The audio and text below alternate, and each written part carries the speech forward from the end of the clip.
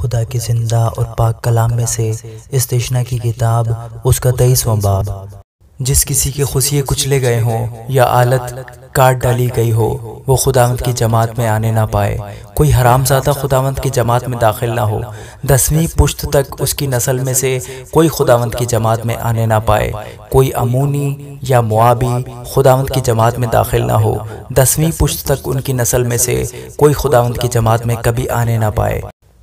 اس لیے کہ جب تم مصر سے نکل کر آ رہے تھے تو انہوں نے روٹی اور پانی لے کر راستہ میں تمہارا استقبال نہیں کیا، بلکہ باور کے بیٹے بلعام کو مسوپتامیہ کے فطور سے اجرت پر بلوایا تاکہ وہ تجھ پر لعنت کرے۔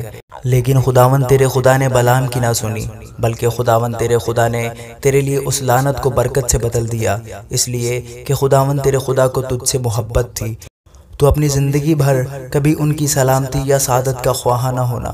تو کسی ادومی سے نفرت نہ رکھنا کیونکہ وہ تیرا بھائی ہے۔ تو کسی مصری سے بھی نفرت نہ رکھنا کیونکہ تو اس کے ملک میں پردیسی ہو کر رہا تھا۔ ان کی تیسری پشت کے جو لڑکے پیدا ہوں وہ خداوند کی جماعت میں آنے پائیں۔ جب تو اپنے دشمنوں سے لڑنے کے لیے دل باندھ کر نکلے تو اپنے کو ہر بری چیز سے بچائے رکھنا۔ اگر تمہارے درمیان کوئی ایسا آدمی ہو جو رات کو احتلام کے سبب سے ناپاک ہو گیا ہو تو وہ خیمہ گاہ سے باہر نکل جائے اور خیمہ گاہ کے اندر نہ آئے، لیکن جب شام ہونے لگے تو وہ پانی سے غسل کرے اور جب آفتاب غروب ہو جائے تو خیمہ گاہ میں آئے۔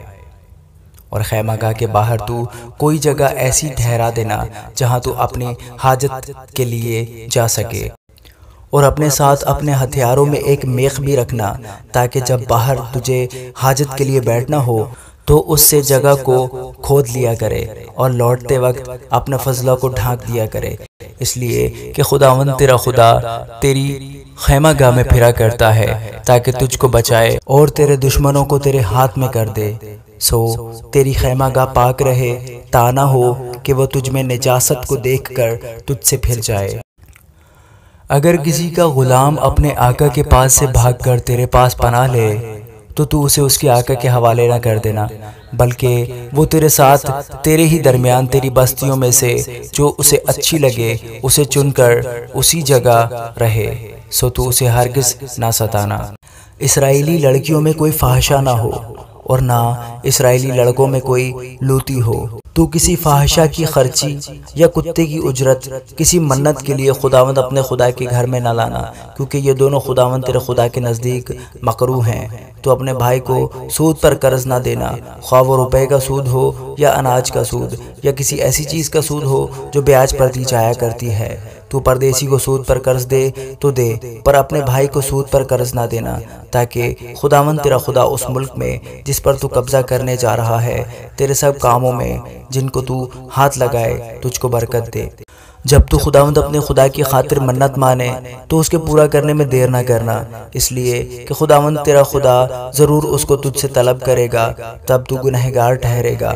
لیکن اگر تم منت نہ مانے تو تیرا کوئی گناہ نہیں، جو کچھ تیرے منہ سے نکلے اسے دھیان کر کے پورا کرنا، اور جیسی منت تو نے خداوند اپنے خدا کے لیے مانی ہو اس کے مطابق رضا کی قربانی جس کا وعدہ تیری زبان سے ہوا گزارنا۔ جب تو اپنے ہمسائے کے پاکستان میں جائے تو جتنے انگور چاہے پیٹ بھر کے کھانا، پر کچھ اپنے برتن میں نہ رکھ لینا۔ جب تو اپنے ہمسائے کے کھڑے کھیت میں جائے تو اپنے ہاتھ سے بالیں توڑ سکتا ہے، پر اپنے ہمسائے کے کھڑے کھیت کو ہنسوا نہ لگانا۔ آمین۔